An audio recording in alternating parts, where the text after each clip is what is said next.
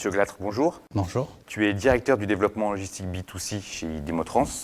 Est-ce que tu peux nous expliquer un petit peu l'activité de ton entreprise ? Voilà, l'activité est multiple. Aujourd'hui, on a différentes business units à l'intérieur de notre groupe, Dimotrans Group, à la fois transport et logistique.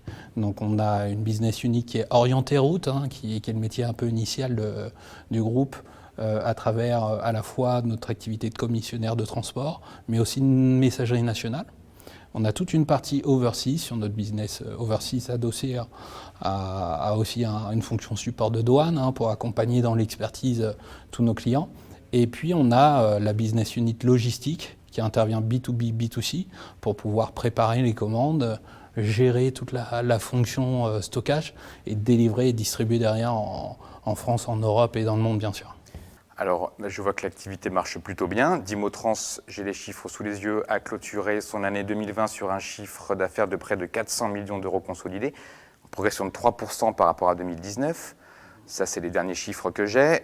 Est-ce qu'il y a des chiffres plus récents? Et surtout, quel est l'objectif pour les années à venir? Je laisserai les commentaires de la direction autour de ça. En tout cas, ce que je peux vous dire aujourd'hui, c'est qu'on a eu une croissance qui est très solide et qui a été soutenue, qu'on va largement dépasser les 500 millions en termes de chiffre d'affaires global.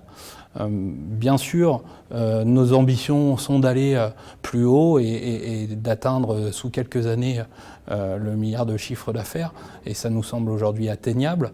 Maintenant, au-delà de tout ça, je pense qu'au-delà des chiffres, le but c'est aussi de mettre en œuvre un peu toutes les ressources et les moyens. Donc avec ces différents métiers, on a besoin, notamment sur la messagerie nationale, d'aller chercher de la croissance plutôt tactique dans les prochaines années. Sur toute une partie transport, route, commissionnaire, là on a besoin de garder ce dynamisme-là en créant des opportunités, en allant saisir des opportunités. Sur la partie overseas, on a aujourd'hui Crystal Group qui a rejoint le groupe et qui nous met dans une position de leader français. Donc voilà, on est en plein dans cette démarche-là. Et sur la partie logistique, notre ambition, c'est de doubler. C'est de doubler à la fois parce qu'on a une croissance qui est soutenue, organique, de l'ordre de 15%. Et puis parce que aussi on a des ambitions d'aller faire de la croissance externe stratégique. Alors on rebondit sur Crystal Group. Vous avez mis la main sur ce groupe-là il y a combien de temps à peu près? L'année dernière. L'année dernière. Du coup, si je résume, le nouvel ensemble doit frôler à peu près les 500 millions d'euros, me semble-t-il. Ça change quoi pour vous? Est-ce que tu peux revenir un peu plus en détail là-dessus? L'acquisition de Crystal Group, en fait, ça vient vraiment asseoir notre position sur toute la partie overseas et douane. Ouais. Et le but, c'était de renforcer notre position. Pourquoi? Pour atteindre une certaine taille critique qui nous permettait d'avoir une notoriété qu'on garde auprès de nos clients français, mais aussi de nos agents internationaux, qui sont vraiment indispensables à notre développement international. Donc ça, c'est une première chose. Le fait d'avoir cette acquisition, cette opération, en tout cas, nous aide vraiment à aller négocier auprès des compagnies maritimes et aériennes. C'est aussi un pas important dans cette période-là.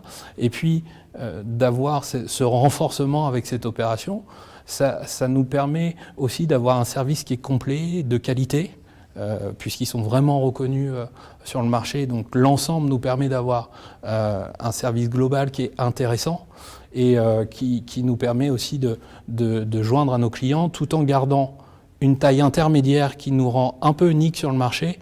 On compte parmi les leaders en France. D'accord. Alors tu nous parlais de ton activité. Oui. Plus globalement, il y a aussi une autre actualité depuis quelques temps, déjà depuis 2 ans, entre la pandémie, depuis encore quelques temps aussi avec la guerre entre la Russie et l'Ukraine.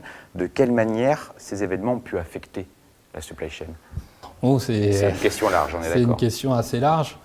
Je pense que la crise sanitaire elle a en effet perturbé l'ensemble de notre secteur.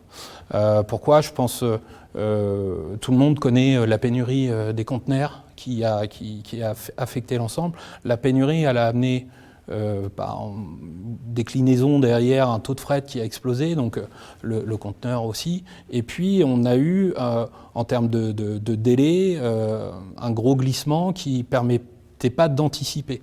Donc tout ça, ça nous a amené dans un secteur perturbé. Ce qu'on voit majoritairement, c'est qu'aujourd'hui, on a des clients qu'on accompagne et qui ont augmenté leur niveau de stock. Donc c'est une cause, la cause à ramener en tout cas cet effet-là, premier. Donc on les a accompagnés dans cette augmentation de stock. Et puis après, en termes d'organisation, si je fais vraiment un focus sur une logistique plus e-commerce, sur la logistique e-commerce, on a vu des changements de stratégie pour aller vers du multicanal, donc omnicanalité des flux, donc un peu plus de complexification, une internationalisation en effet, et le but c'était vraiment d'accompagner au mieux nos clients en restant agiles et justement en gardant des solutions.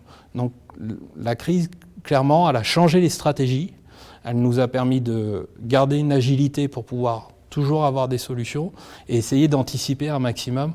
Justement, je parlais de ces effets de stock, c'est un peu l'idée. Ok, alors tu parlais de logistique dédiée à l'e-commerce. Oui. En remontant un peu plus loin dans l'histoire, il y a 5 ans, tu as racheté la société parisienne SCP, si je ne me trompe pas. Donc depuis, j'ai l'impression que vous avez un petit peu construit une nouvelle route sur l'e-commerce. Comment ça se passe ? Alors, en effet, il y a une construction de la route de la logistique e-commerce. Au-delà du e-commerce, je pense qu'on peut parler de logistique fine, logistique de détail. L'idée à travers ça, c'était de se renforcer aussi dès mars 2019 avec l'arrivée de BSL. BSL qui est un expert reconnu depuis 25 ans sur le secteur et donc qui a permis d'asseoir aussi la notoriété et le savoir-faire. Donc à travers l'intégration de BSL dans le groupe, ça nous permettait aussi de pouvoir aller défendre une offre un peu plus globale de la logistique e-commerce et de l'intégrer sur l'ensemble de la chaîne. Donc la logistique e-commerce, elle a eu un gros boom, on le sait bien, avec la crise sanitaire, nos changements de consommation. Et ça, il a fallu absorber cette croissance, toujours anticiper cette croissance. L'effet des canaux de vente aussi a changé, les sociétés se sont adaptées et l'internationalisation des flux. Donc on les a vraiment accompagnés beaucoup sur cette logistique fine. Et puis en dernier, le fait d'avoir ce renforcement via BSL et à l'intérieur du groupe d'Imotrans, en fait, ça nous permet d'avoir une logistique globale, une supply chain qui est globale. Aujourd'hui, on arrive à partir du point de production jusqu'à chez vous, chez moi, au consommateur final en termes de distribution. Kilomètre. Exactement. D'accord. Est-ce que tu pourrais nous parler d'un cas d'école qui résulte d'une collaboration effectuée lors d'une rencontre après les Big Boss, par exemple ? Pourquoi aujourd'hui on participe aux Big Boss ? Parce que je pense que ça fait un certain temps maintenant qu'on est en relation avec les Big Boss, qu'on sait très bien que c'est un événement de qualité où les personnes sont expertes, les personnes sont qualifiées et cherchent des solutions. Et même nos clients nous l'ont dit. Et donc c'est à travers des discussions avec les clients, en fait ça nous a amené à sauter le pas, à être là aujourd'hui. Donc on a une feuille blanche, maintenant il faut écrire une belle histoire avec des collaborations. Et si l'on veut être synthétique, en 3 mots, les Big Boss, qu'est-ce que ça représente pour toi ? Des échanges. On échange tout de suite, on va échanger tout à l'heure. C'est toujours vraiment cet effet de pouvoir être en perpétuelle communication sur nos métiers qui sont très mouvants. Le deuxième, je dirais, c'est l'expertise, parce qu'aujourd'hui, on est là pour défendre des solutions, donc on a besoin d'être expert, et je pense que c'est ce qu'on recherche aussi à travers ces discussions. Et le troisième, ça serait peut-être l'avenir, puisqu'on est tous orientés à ce qui se passera demain. Malgré les contextes difficiles, on essaye toujours à être de l'avant et puis d'être présent. Pas mal. Merci beaucoup, Mathieu. Merci.